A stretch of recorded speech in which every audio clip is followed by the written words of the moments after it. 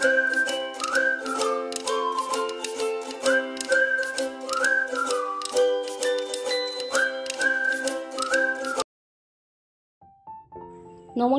সকলে কেমন আছেন? হেসেলঘর 2-4-এ আপনাদের সকলকে স্বাগত।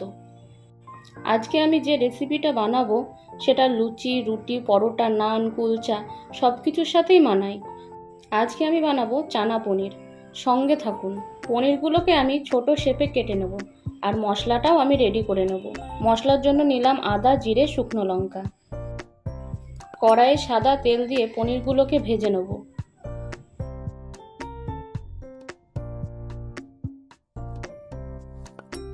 পনিরগুলো আমি বেশি ভাজবো না, এক পিঠ লাল এক পিঠ সাদাই রাখবো।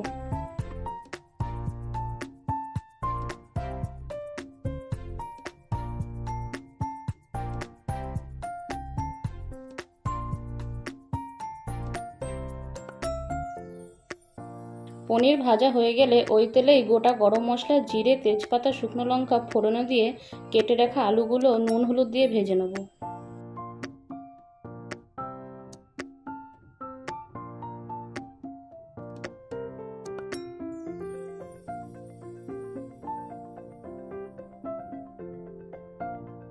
আলু ভাজা হয়ে গেলে যে মশলাটা আমি করে রেখেছিলাম সেটা দিয়ে দেব।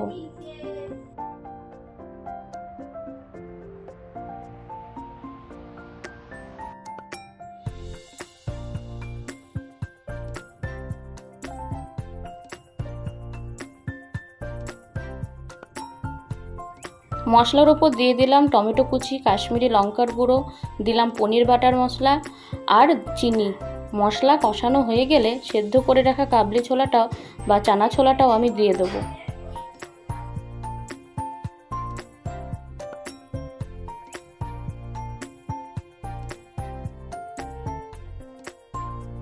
কাবলি ছোলাটা মশলার সাথে একটু নেড়েচেড়ে ভেজে রাখা পনিরটাও দিয়ে দেবো।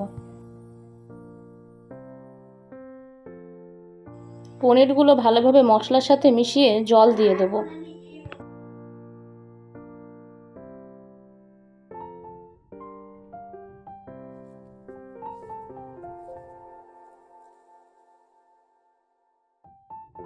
এবার খানিকক্ষণ ফুটিয়ে ঘি আর গরম মশলা দিয়ে নামিয়ে নেব।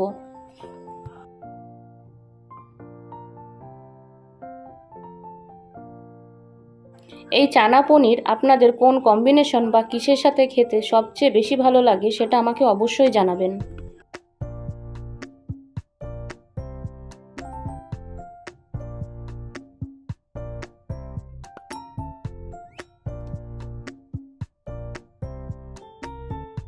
রেসিপিটা ভালো লাগলে একটা লাইক, শেয়ার, কমেন্ট করে দেবেন।